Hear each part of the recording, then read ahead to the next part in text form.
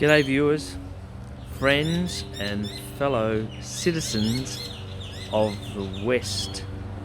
And that includes, of course, the great continent of America. Yes, that's right. And although I sit down here in the beautiful sunny Sydney, Australia, I still feel that we have a stake in what's going on in the Western world. And at the moment, it's quite dire circumstances. We seem to have an administration in the US at the moment that is faltering, to say the least. We've got leaders that are, their mental capacity is bordering upon something like dementia or Alzheimer's. You know, it's really quite serious, and it's not a good look for leaders.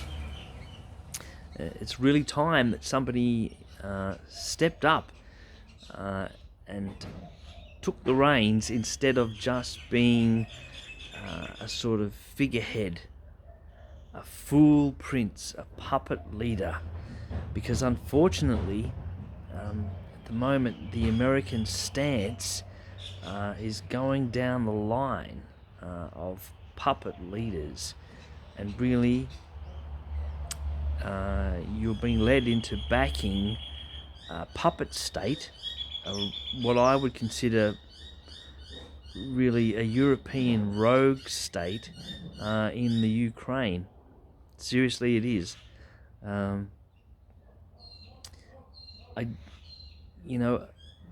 I understand the fact that there's been some historical grievances, no doubt, between Russia and the Ukraine, but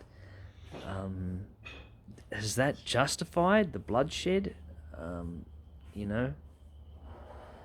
Who's to blame? Whether it's been a decision of this government or that government. I fall back on a saying that my mother loved to use. She would always say it takes two to tango, so in a certain sense,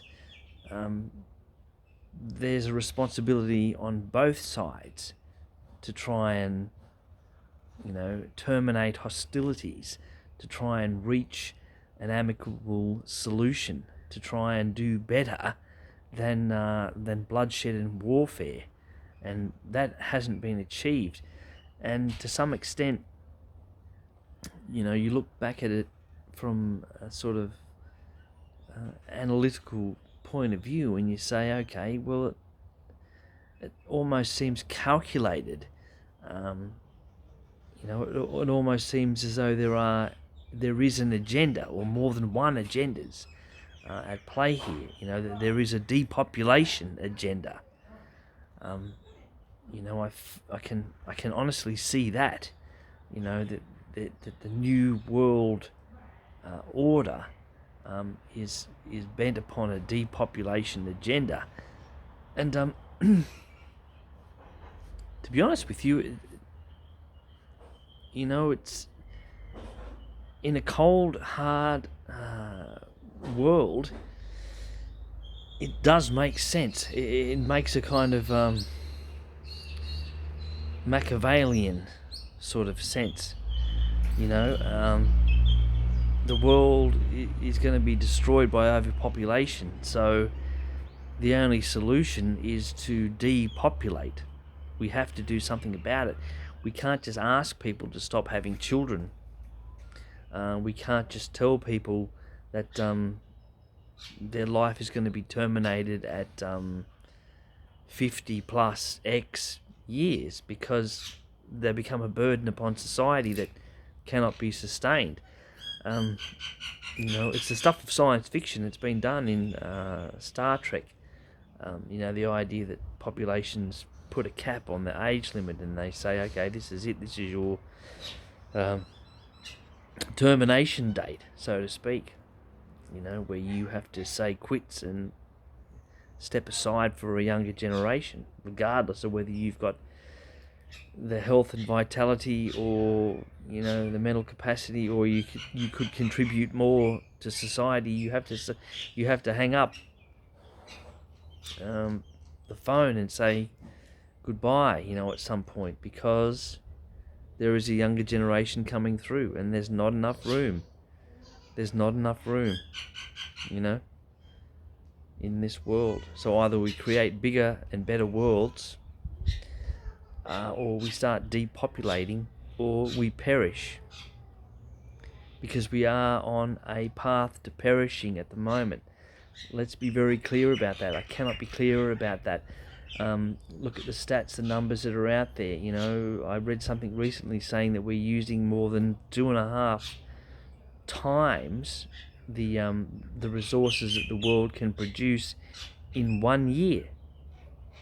So we're sort of going out backwards at the rate of 2.5 times every year. So that's obviously not sustainable. Not sustainable. We don't have a sustainable population. We don't have a sustainable planet. It's a planet that is dying, basically. And to use some sort of Matrix movie type analogy, we are basically the virus that's killing it. We're killing the planet in so many different ways.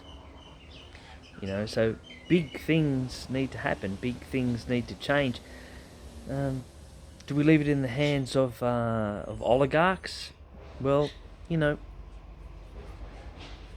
democratic governments can become very soft and just really very much puppets of a popular consensus. But let's face it, the popular consensus doesn't give you the best solutions to problems. What it gives you is the most conservative, the most mediocre solutions. But unfortunately, conservative and mediocre is just not good enough at the moment. So it needs stronger, bolder, braver, more courageous people to step up and make some really tough decisions about where the world is heading, And it's not easy. It's not an easy thing to do, to be able to work out a path into the future as we see it at the moment. We're certainly going to have to unite more and start to forget our differences. As a race of people, we're going to have to start to see ourselves as a race of human beings. Particularly now with the emergence of artificial intelligence, because it will really start to become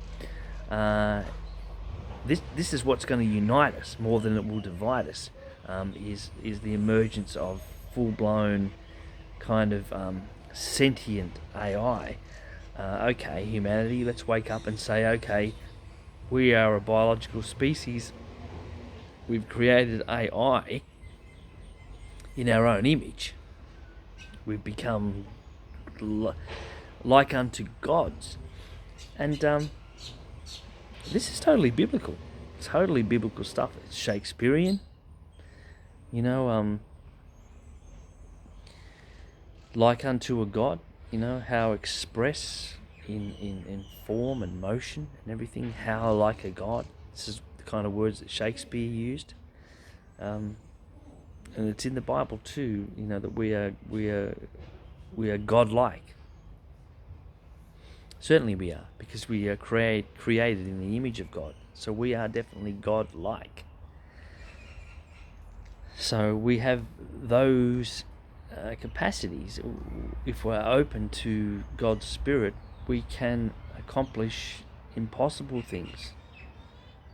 We can accomplish the miraculous, the incredible, the impossible. Absolutely, because with God all things are possible. And this is an amazing truth that every man, woman and child on earth should know. There is nothing that we cannot know or understand.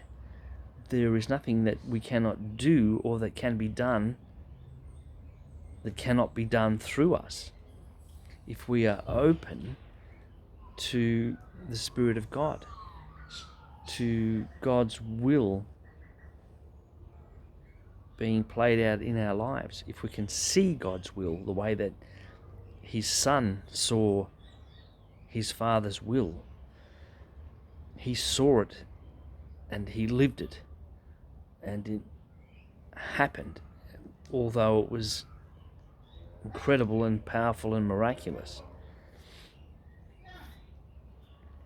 So we have the capacity to be godlike, to be Christ-like, to do the kind of things that Jesus did while he was here on earth. And he even told us that in the Bible. He tells us that we can do these things and even greater things than he had done in his lifetime. So let's be open to that. Let's not be mired down in the limitations of humanity, in the meandering minds of men. Let's, or the sort of ridiculous lines in the sand that we've drawn. The idea that God is on your side. I've said it before and I'll say it again. God is not always on your side. He's not always on my side. My side can be a bunch of imbeciles. Seriously, they can be. My side, whatever it is, whether it's my country, my state, my town, my team, they can be completely wrong. They can be badly informed. They can just not be in touch with the divine. To have that divine inspiration, to have that divine guidance. And ultimately, what makes the greatest leaders down through history is not their own capacities as a human being, as an intellect, as an orator, as somebody who can persuade or influence people. Ultimately, it's their willingness to be open to the Spirit of God, to God's Spirit, to be guided by God. Ultimately, that is what makes a great leader. Somebody that is, in essence, like the Ark of the Covenant, the seat of God. A man who becometh the seat of God. To become the Ark of the Covenant, the seed of God, that is the ultimate earthly ruler. There it is, people. So think and choose wisely. Do not be blinded by the foolishness of this age, the deception of this age, the many who claim to be Christ but are not. God bless you all.